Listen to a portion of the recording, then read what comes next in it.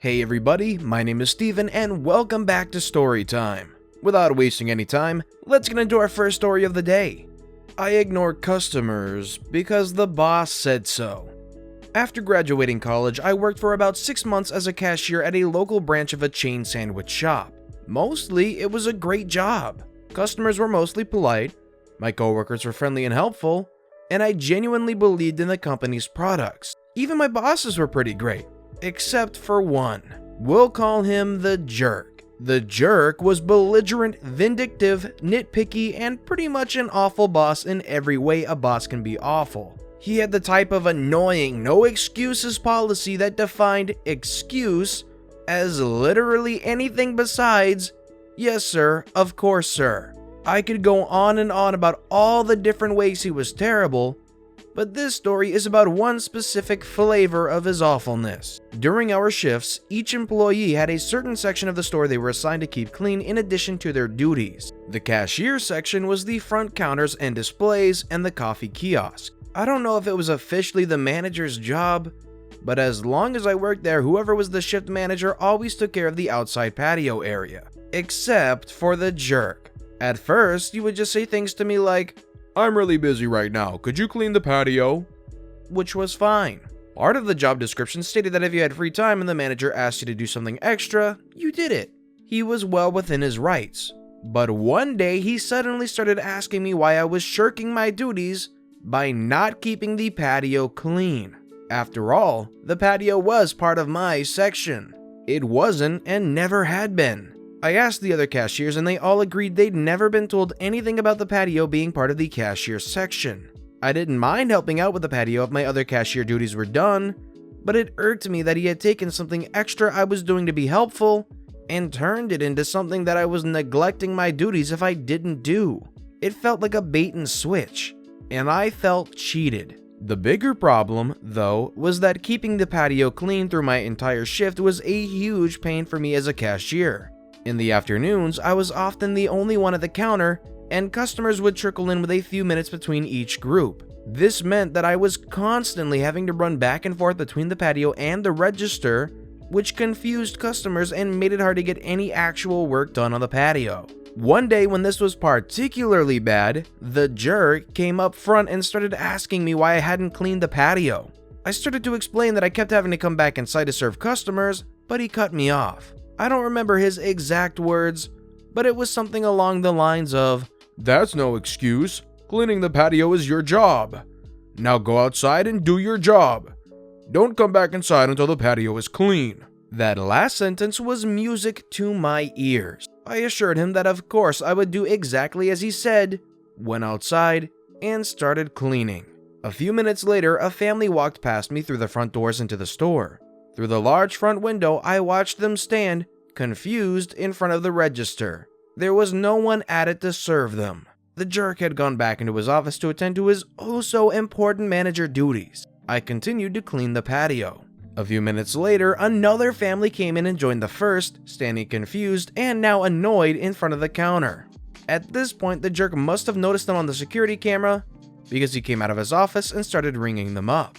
Then came another set of customers. And another. The jerk was at the register, so he had to serve them. He was now being forced to cover my job because I was too busy doing his. I finished cleaning the patio and came inside, and the jerk immediately tore into me asking where I had been.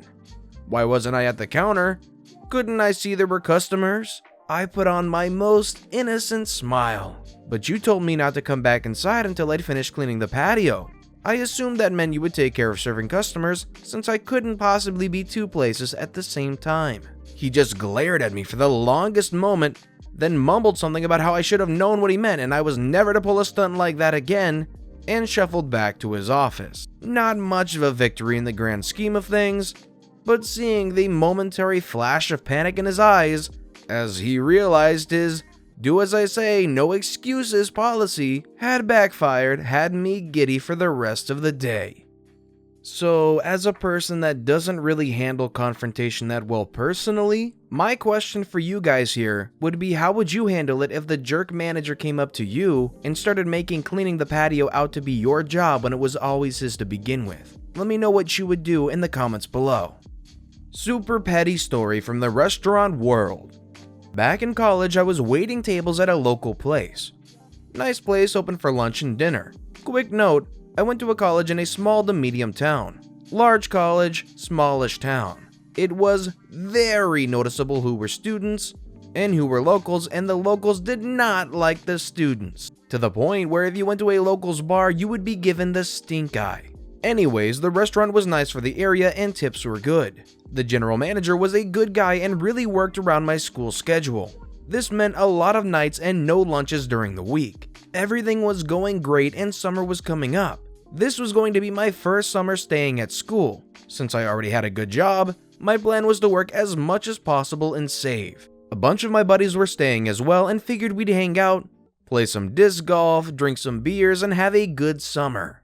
After finals, I told my manager my new schedule and started working lunches during the week. This is where the problem started. There was a Karen that had been working there forever and, being a local, despised the students that worked at the restaurant. She would complain that we never had to work lunches, dinners made more money, and that we were spoiled and didn't want to work hard. I don't know why she was complaining, because she only wanted to work Monday to Friday lunch closing.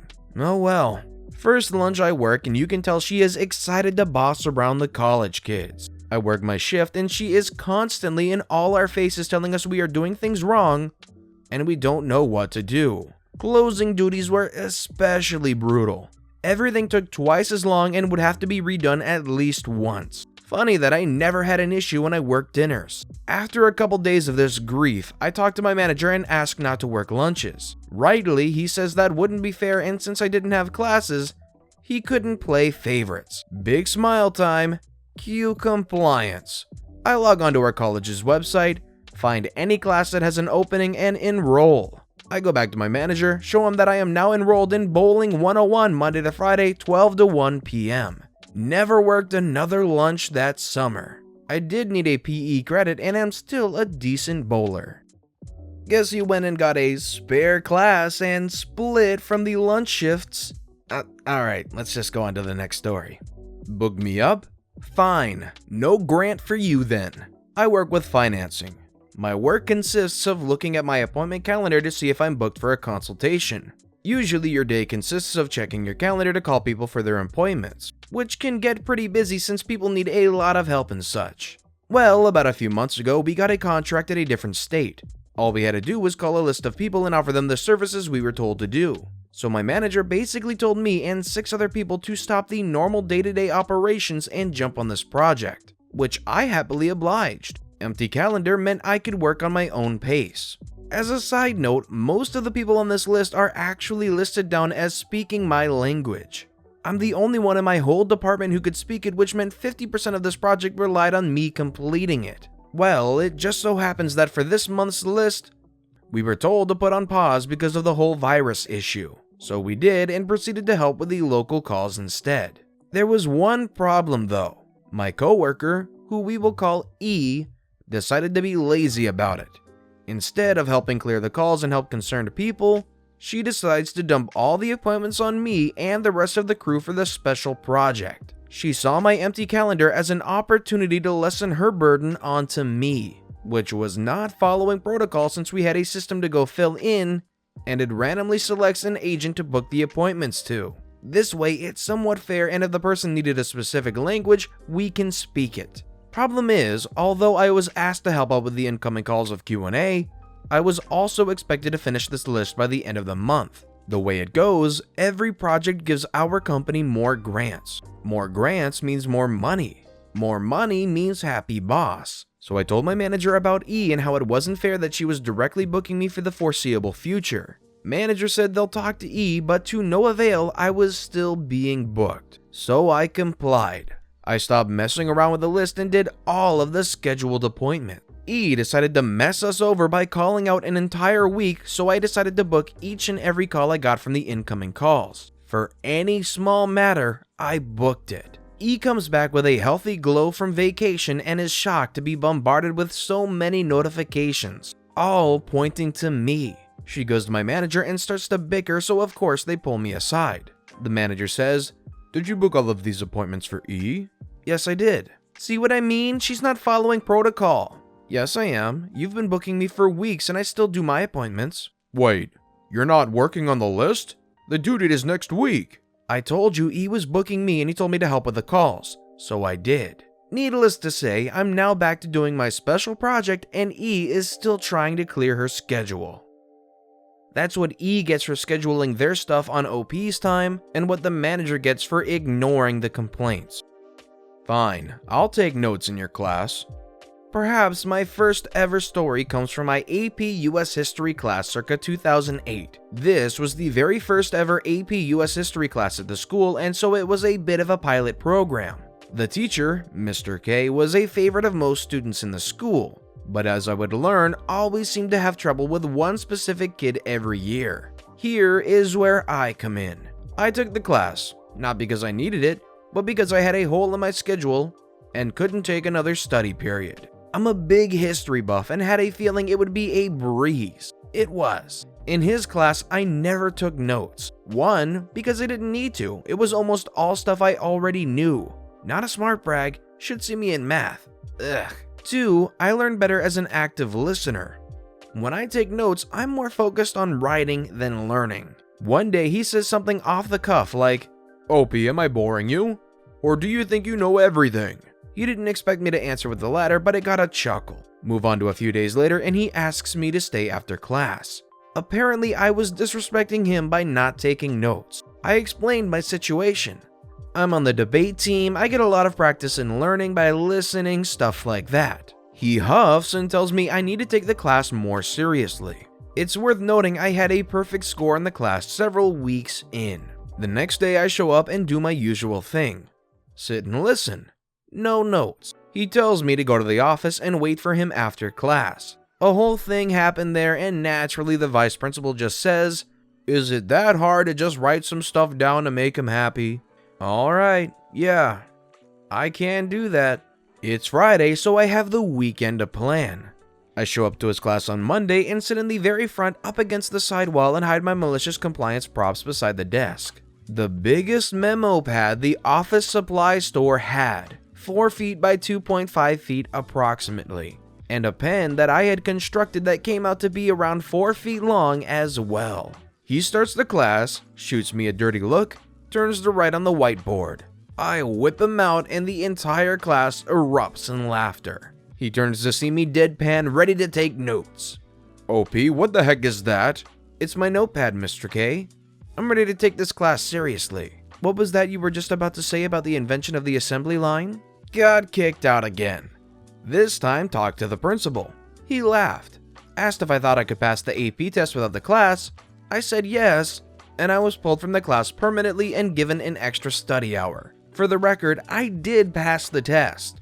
Also worth noting that this teacher had earlier accused me of plagiarism, which flew back in his face as well.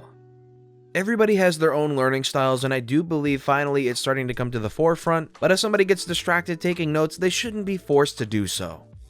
Almost 6 years later, my mom is tired of me obeying a command.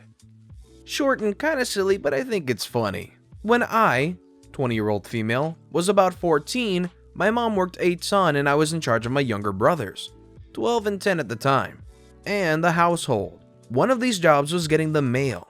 Now, you can probably guess that kids that age aren't the most responsible, so mail would just get left places sometimes. One day, my mom got tired of trying to find the mail, rightfully so she told us to only get the mail if it was addressed to one of us. We complied, and 6 years later, I still only get mail out of the mailbox if it's for me, even if she's home. It drives her nuts, but I just find it kind of funny, so I still only grab mine and my brothers do the same. Wouldn't you just want to tell the kids to keep it in a consistent place? If you were OP's parent in this situation, what do you think you would say to them? Let me know in the comments below. Also, let me know which of these stories I read today are your favorite. But with that being said, that's all the time we have for today. So thank you so much for listening to and watching the Storytime channel. If you haven't yet, please consider subscribing, and don't forget to let me know which one of these stories were your favorite today. Thank you all again for watching and listening to the Storytime channel.